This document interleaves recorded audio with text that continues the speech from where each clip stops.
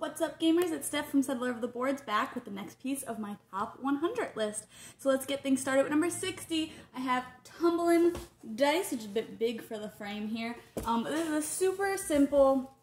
dexterity game where you're just throwing dice onto a platform and letting them tumble and roll around so that you can hopefully score some points. You'll score the pips on the die multiplied by the multiplier on whatever platform you land on if you happen to land on one. But of course, other players can come in and knock your dice off, or you might throw too hard or too light and end up getting no points at all. It plays over a few different rounds, so that way you have time to build your score back up if you do miss a couple dice, but it's really silly and fun, and it's a really quick game, so I really enjoy it. Number 59, I didn't pull out only because it's not in its original box, because I have a lot of content for it, so I did have to repackage it, and I don't have an easy way to kind of display it. But number 59 is Disney Villainous. It's an asymmetrical game, so everybody has their own character, one of the Disney villains, and they all have their own specific goals, and you move around your own player board where you are collecting power that you can spend to play cards. You want to discard cards to make sure that you can get through your deck faster, so that way you can get to the cards that you might need, whether it's finding a hero to fight or a certain item that you might need to equip, or you might need to have, I think, spells or something like that for Maleficent. Everybody is a little bit different. There's a bunch of expansions that you can play by themselves or intertwine them with any of the other villains that exist. It's a really neat game. Definitely a little bit harder if you're not someone who likes that asymmetrical aspect where you're doing something very different from the player across from you, but you have to pay attention to what they're doing to stop them from winning on their turn. But it is a really, really cool game that really does its theme well. At number 58, I have Between Two Castles of Mad King Ludwig, which is a kind of combination game of Between Two Cities and Castles of Mad King Ludwig. I'm not a fan, really, of Between Two Cities, but I do like Castles of Mad King Ludwig, and I think that this one is just a really, really great combination, though, because it makes me really like that Between Two Cities mechanic of working with the people next to you to kind of build one cohesive thing. I just think that it works a lot better in this because the castle pieces are just so varied and you can do so much with them. And you end up building two really good things next to you usually, hopefully to try and get that best score out there, because you are only going to score, you're going to be working on two things next to you, and you're only going to score your lower one, so you do want to make sure that both of them are really, really high in points so that you can hopefully win that game. There is a two-player variant, and as someone who plays games at mostly two, I have to say that I actually kind of like that. It's not bad at all, but I definitely recommend it with more players. It's really hands-on, and there's just so many variable options with all the tiles that come out, so it's a really cool one. At number 57, I have Corinth, which is a roll and write game. You are trying to collect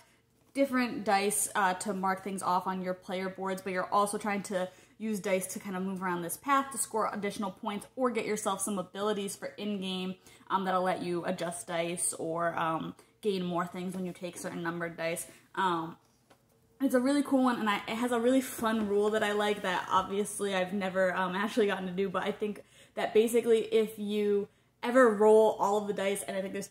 10 dice maybe, but I could be wrong with that. If you roll all of the dice and they're all the same number, which is really low odds, you just automatically win the game and you win it forever. You never have to play again, which I just think is a really silly rule, but I do really like it, and I do hope one day to roll all of the dice the same number so that I can forever win it. At number 56, I have Clank, a deck building adventure. I just finished the Clank Legacy campaign, which is kind of just a different spin on that game, but it is a really cool deck builder where you're building your deck and you also have a little meeple that you're walking through a kind of the depths with, is what it's called. So you're just kind of going to different spots on a board where you're collecting gold, or you're trying to buy items, or you're collecting other random secrets that you might find, which could be health or more power to walk or more power to buy cards. So, and if you get down to the depths, there's artifacts that are worth a lot of points, but the farther you go, the more points you might get, but then it's going to be a little bit more difficult to get back out, and if you don't make it out, you won't score.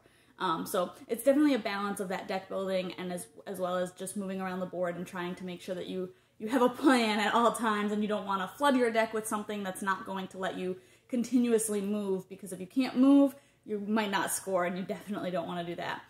At number 55, I have Deception, Murder in Hong Kong. which is a social deduction game that I don't get to play a whole lot because you do need, I think, at least 4 players. And I haven't had 4 players a whole lot this year. But it is a really neat social deduction game where somebody, and it is most basic elements because you can have a lot of different roles depending on how many players you have, but somebody is a murderer and everybody's trying to figure out who it is. The only person who knows is the, I don't know the exact name of the role, but there is one player who knows, and they're giving clues to all the other players to be like, all right, these are the items in front of the person who's the murderer. You have to try and guess what the 2 items are that were contributing factors to the murder. But that person who has all of the information and knows who the murderer is can't speak at all, so they only have a couple of tiles in front of them where they can give clues based on that, and they are all very vague clues, so it'll just be like, oh, what time of day did it happen? Nighttime, and that might not give you enough information, so you kind of have to do a lot of deduction based on what's in front of not only the other people, but like also yourself, and kind of rule yourself out, say like, well, you know, it says that the victim suffered from suffocation, but I don't have anything that could suffocate someone in front of me, so it obviously can't be me, and you just want to make sure, if you are not the murderer, you want to make the correct guess, and if you are, then you want to make sure that everybody throws away their guesses, because once everybody has guessed once, or I think 3 rounds are up, if nobody has guessed correctly, then you will win. At number 54, I have Dice City, which is a game where you're just rolling dice and trying to collect resources in order to build different buildings out on your own individual player board. As you roll the dice, you have to put them in the columns of the same colored and numbered, so that will give you like what abilities you're able to use that round. And then as you buy more and more buildings, you'll have new abilities and more abilities and things that may let you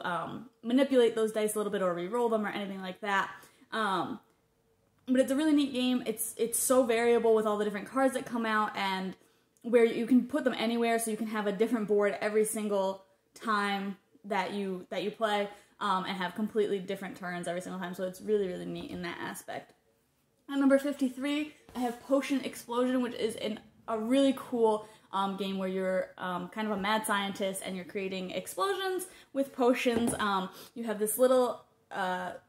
thing that holds marbles, and as you pick them up, they create explosions, so if the same color clacks together, you get all of those marbles as well, and then if that causes more marbles of the same color to hit each other, you get all of those as well. And you might not always be able to use all the marbles you get, but you want to collect them to put them into your potions and complete that potion effectively, and then as you earn the potions, you'll earn abilities that you can use in future turns or the same turns, to, you know, take extra turns, take extra marbles, steal things from other players. They all have unique things. You don't use every single one every game, so you will have a little bit of variety in that aspect. But it's just a really neat looking game as you like pull out the marbles and you have all of them rolling around and you're trying to make all of your sets. And then when you complete potions, you're putting them back into the machine that holds them all. And it's just like a really satisfying sound to have those marbles like hitting each other and everything like that. At number 52, I have Cosmic Run Regeneration. Yeah, that's the name of this one. Which is a really neat Yahtzee mechanic game. It uses that Yahtzee mechanic in a really unique way, I think, because you can get different. You're basically able to roll as much as you want, actually, and as long as you don't use a certain die on a certain planet, which would stop your rolling, but you're basically trying to get different sets on different planets so that you can move your little spaceship along different scoring lines. If you don't move far enough, you might get negative points, or, you know, if other people just get really far ahead of you, then they're going to lock you out of that planet and they're going to get a ton of points while you're only getting a few. And then there's also different cards that you can buy that give you certain abilities that you can then later, after you use them, hand in for points. So there's a lot of different things going on in it in a seemingly pretty simple game, but it's just something pretty light where you're just rolling a bunch of dice, trying to make those sets and hoping that you have enough rerolls or things to do as possible so that you can get to the actions that you want to do and the planets that you want to do, so that way you can kind of just spring ahead of the other players. It is really hard sometimes, you know, some of the planets you need like 5 of a kind and you only roll 6 dice. So it is definitely something that's a little bit difficult at times, but it is a lot of fun. And finally, for this section of the list at number 51, I have Kingdomino, which is a great family game where you're just a little king creating a little kingdom with domino pieces. You do have to connect the same kind of terrain to each other, And if you can't, then you actually have to just kind of skip your turn and not place a domino in that turn, but you're just trying to make a little 5x5 grid usually, and it is definitely a little bit of a puzzly game in some regard because you want to make sure that you're taking the pieces that you need, but depending on what piece you take, you're also going to be going earlier or later in the turn order, so a better piece now might mean that you're going later in the turn order next time, so you might get stuck with something that's really not useful to your kingdom. So there is a lot of balance in that regard, but it is, like I said, a little bit puzzly and a pretty simple game, though, overall, as far as the mechanics go. A great family game, and I really, really enjoy that one, but that's it for this portion of the list, so make sure to check out the full list over at the blog, and stay tuned for more. Thanks!